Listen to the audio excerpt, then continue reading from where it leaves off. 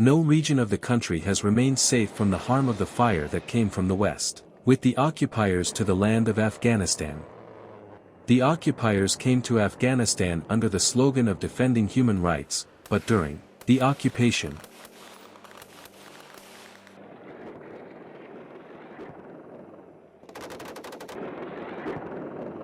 only a few of these human and war crimes have been exposed, while many have been overlooked or efforts have been made to justify them. However, here in Afghanistan, alongside the victimized families and orphaned children, the mountains, plains, ruined homes, and newly built graveyards bear silent witness to the crimes of the occupiers.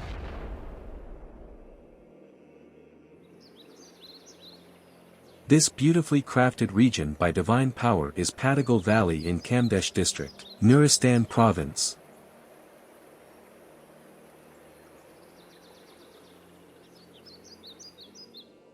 September 16, 2007 Kamdesh district, Nuristan.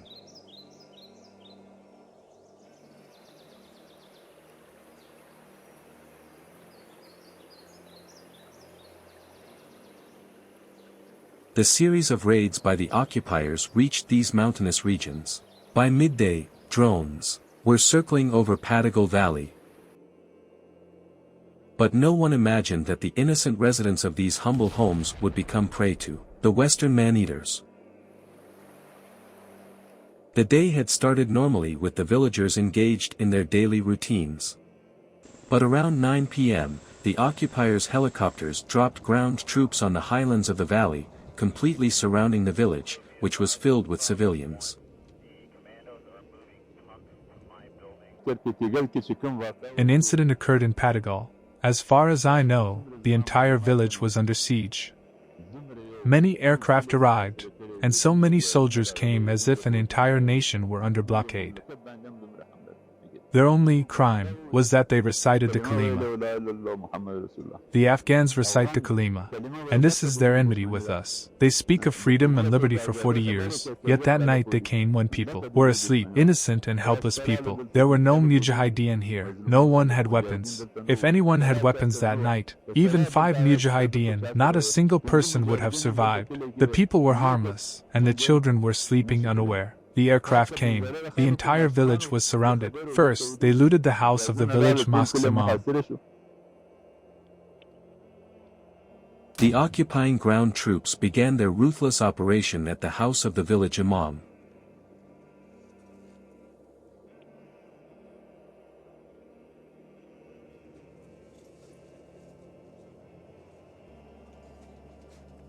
They looted hundreds of thousands of entrusted funds that the villagers had collectively gathered and placed in the safekeeping of the imam.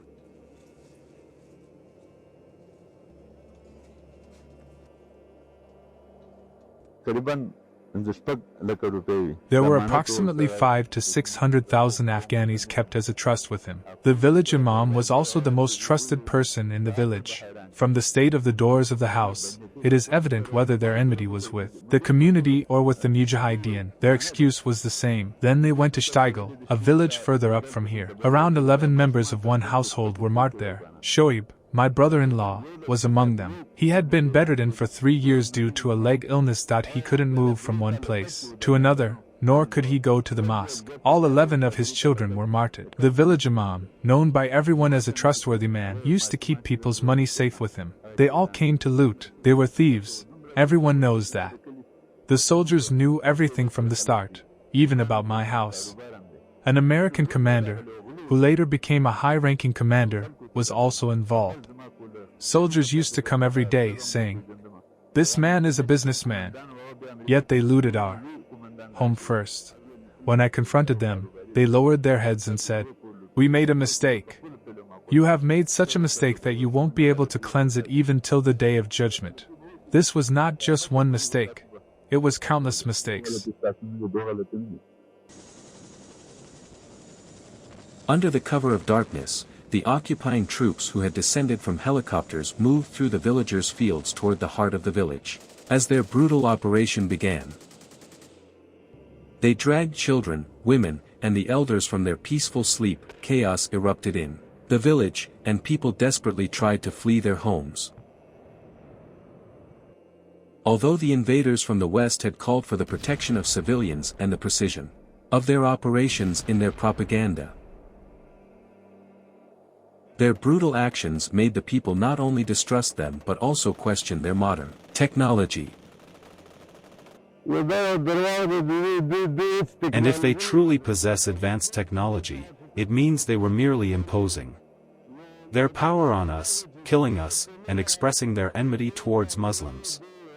Women, out of fear, fled for their lives, but they attacked them as well, and they even deployed ground forces. They broke into people's homes during the night, smashing doors open. Even now, the doors of these houses remain broken. These people are poor. They came and created such devastation. Planes circled the skies and kept firing until the morning call to prayer. Approximately 18 people from our village of Patigal were martyred. We endured immense oppression throughout the night. Children were torn into pieces, scattered beyond recognition. There was no one to bury them.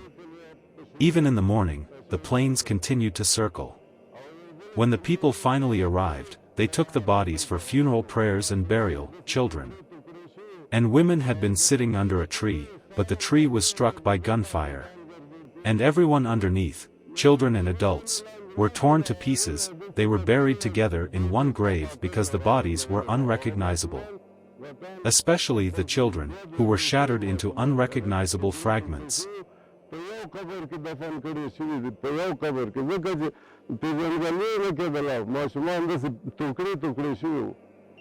After the raid began, some people tried to send their children and women to safer areas. However, the brutal forces, who had completely surrounded the village, launched airstrikes on the terrified women and children.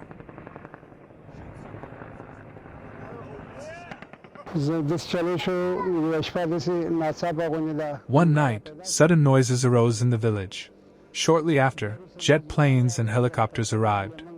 We were frightened and hurried to take the children to a safer place. At that time, I also left my house and hid the children in a deep spot behind my home.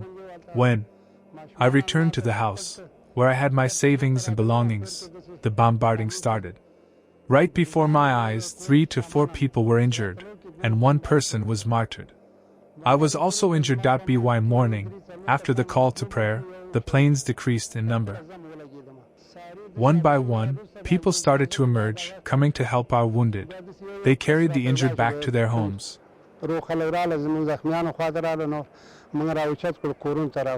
During this raid by the occupiers, 18 people were martyred in the valley, 11 of whom were members of a single family.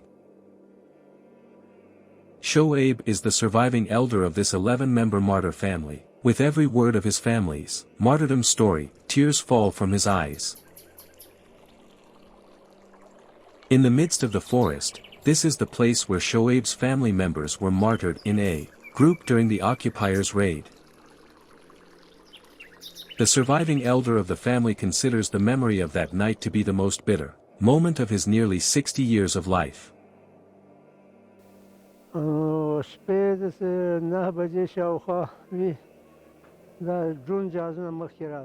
It was around 9 o'clock at night when planes arrived. The noise was so loud that no one could hear anything else. Helicopters came, but we couldn't hear their sound at first. We thought operations might be happening somewhere else, unaware that our own homes were the target. They had landed behind our village in the fields. My younger brother's house was nearby, and they had destroyed that area and landed there. Some soldiers had come down at that spot. We were scattered in confusion. I didn't let my children go outside. I brought them inside the house and told them to stay still. I left the house myself. Some of the little ones who had already gone outside were unaware of what was happening. I moved around and stood near a large tree. There was a hole at its base, and I could see dark figures moving. It was hard to see clearly as the moon was out, but the light was faint, and the hole concealed them well. I thought it might be wood or bushes, as I couldn't see clearly. I called out, telling everyone to stay inside the house and not come out, thinking my children had come outside. But in the shadows, it was actually soldiers. One of them changed his gun bullet and said, "Don't move from your place."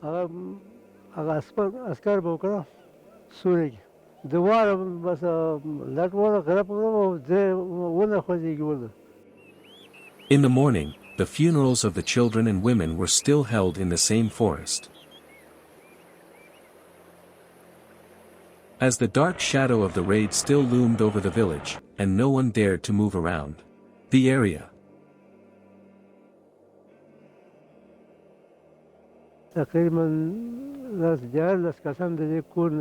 Approximately 13 people from this house were martyred, along with 2 guests who had come from another place after being displaced. They had come as guests but were martyred here. Among them were my brother's family and children, as well as the sons of my elder brother. Only 2 children survived, both injured, one with a wounded arm and the other with an injured abdomen. These 2 children were the only ones left, while the other 13 were martyred. Those days passed painfully due to the cruelty of the oppressors. The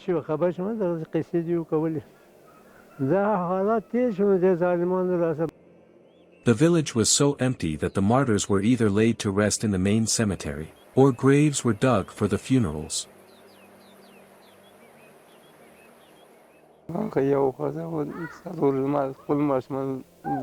Four of my own children were martyred, along with 2 of my nephew's daughters.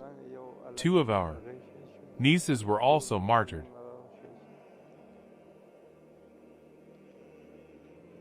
One of my granddaughters and one of my brother's granddaughters were among the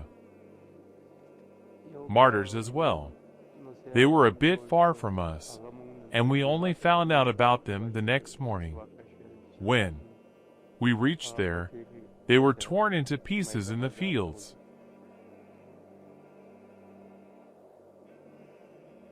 My brother didn't come, and when I asked where he was,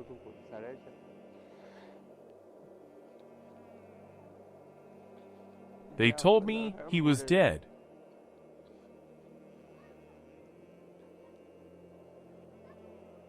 We held the funeral prayers under a tree. I told the village imam that we would conduct 2 funeral prayers at once, and then we performed the prayers for the rest and buried them. We buried 9 bodies together in one grave, and 2 funerals were held under the tree. Helicopters kept circling above until 9 or 10 in the morning. Later, I asked about my son, and they told me he had been taken away as well. When I returned home, no one was there. Even now, when we remember that day, tears flow from our eyes. Such painful and tragic memories they are. The years have passed since the raid, but the image of that night's operation remains etched in the eyes of every villager. They say that the operations against the Mujahideen were merely a pretext for the occupiers, and their true objective was to torment and martyr the innocent civilians and their families.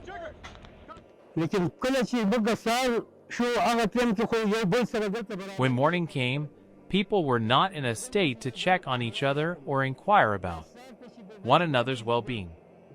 Later, when they gathered themselves, we collected the bodies of the martyrs and gathered the injured.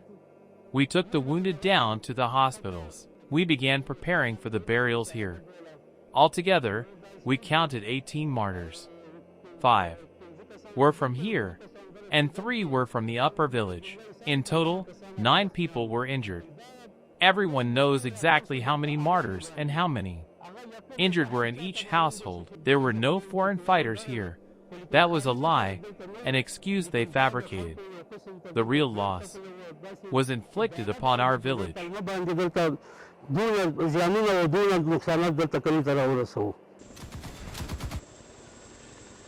The brutal storm of occupation did not last long.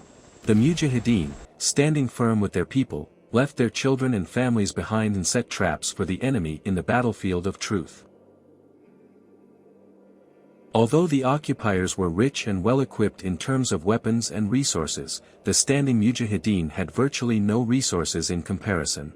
However, their unwavering faith in Almighty Allah and their strong determination made The impossible possible. After great sacrifices, they brought the enemy to its knees on the battlefield.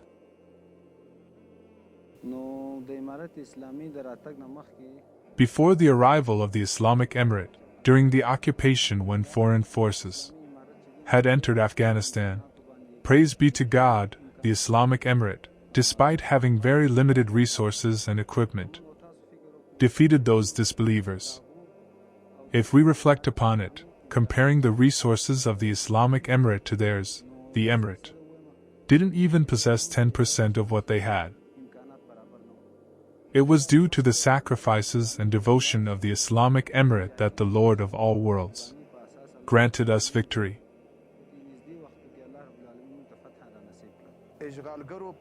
During the time of the occupiers, the Islamic Emirate endured immense hardships and suffering similar to the difficulties faced by the companions of the Prophet, peace be upon him. They sacrificed their children, gave up their families, their own lives, and their wealth. They endured extreme hardships, spending nights in the mountains and deserts, surviving on dry bread, with torn shoes and worn-out clothes. This system has come into existence through great difficulty, and for that, we must say praise be to God and be grateful.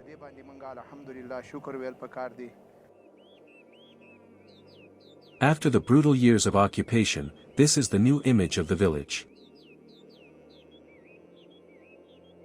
The people now live in peace, free from fear and dread, embracing a life of calm. The shepherds graze their flocks. The farmers work in their fields. The children are busy with their studies. And the many migrating birds have returned to their nests in the trees standing tall on the mountains.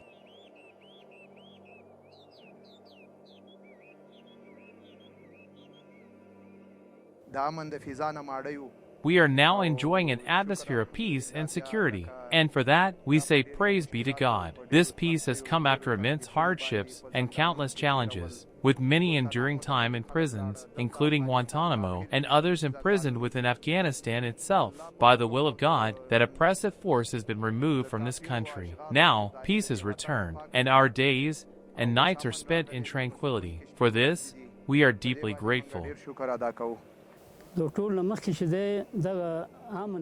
First and foremost, we are grateful that peace is now established throughout the entire country. It is natural that any country governed by an Islamic system remains dignified, honorable, and proud. This is the result of the arrival of the Islamic Emirate. Previously, there was widespread looting, but praise be to God, that has now ended.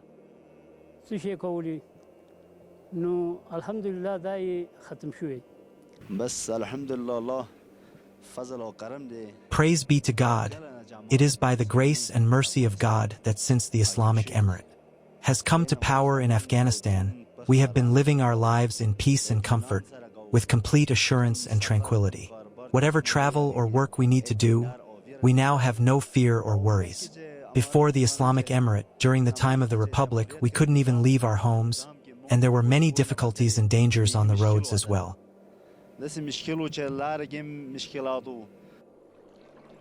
The peaceful atmosphere and clean air of this valley are the fruits of a 20-year struggle. During the time of occupation, Afghans wielded rifles under a united leadership. Now, under the banner of an Islamic system, they work with pens in hand to build a prosperous and lasting Afghanistan. This is the sacred white Mohammadi flag. May it continue to wave over the Afghan lands forever. As a national, independent, and dedicated media outlet, we reflect the voice of the people. We present the atrocities, horrors, and crimes committed during the 20-year occupation of Afghanistan to the citizens and international community in a documentary format. If you have witnessed incidents such as raids, robberies, atrocities, horrors, or other crimes committed by foreign invading forces in your area during the 20-year occupation, you can share them with us via WhatsApp. This will enable us to document them accurately and prioritize their broadcast on national television.